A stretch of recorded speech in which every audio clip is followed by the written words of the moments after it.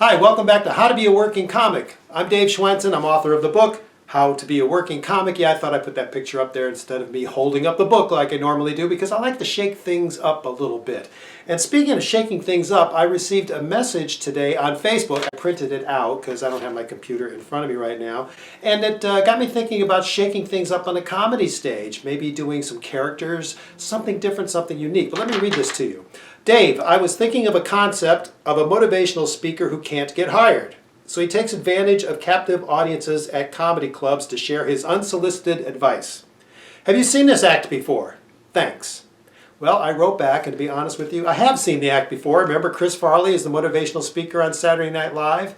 But it got me thinking more about characters also. I mean, that's just wonderful if you can do them. Of course, you want to do them on stage if you can. But characters are mainly, I look at it as improvisational groups like Saturday Night Live, Second City, where they develop these characters that interact with each other. But on a comedy stage, can you do that? Yes, you can. I mean, can you imagine if I told Andy Kaufman that he couldn't do characters on stage?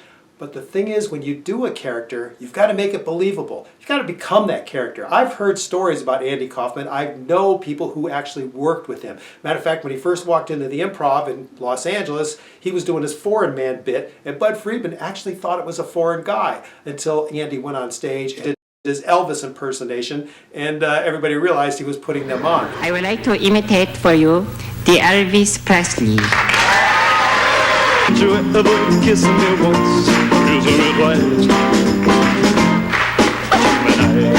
Now, when you're talking about doing a character on a comedy stage, I'm going to tell you the same advice I gave when we were talking about using a stage name. Can you live with it? As always, I have stories for you. When I was running the New York City Improv, there was a comic who was actually very funny, but his character was going to be the Indian guy. Indian, like is in Gandhi. And so when he came into the audition, he had all the sheets on and the sandals and a shaved head, and he was Indian.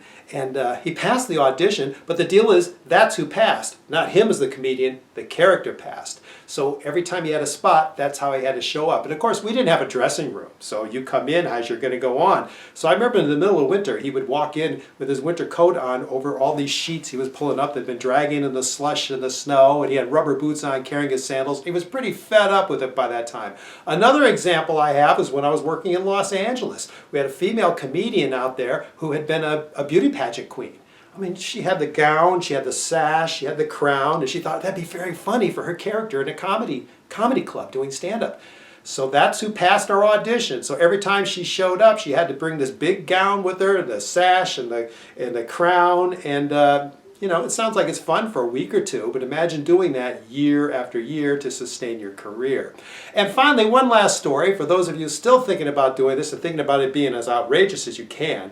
I also had a guy contact me, very masculine kind of guy, and his idea of a joke to be funny on stage was to wear a ballerina's tutu, you know, those little dresses with the stockings, and I think he had big knocker, fake boobs, whatever, and a wig and lipstick, and that was supposed to be real funny. I said, great, can you go out and do all the shows like that? Because that's who we're going to hire, not you. The character you're playing is the one we want. You had to think twice about it and decided to do something else besides comedy. All right, that's for those of you thinking about doing characters on stage. If you're going to do it, you have to go all the way. If you're going to do the props and costumes, can you live with it? All right, until next time, my name is Dave Schwensen. I'm going to ask you to subscribe to this channel.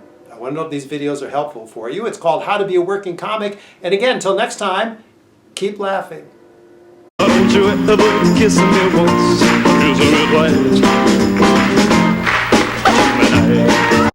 Thank you very much.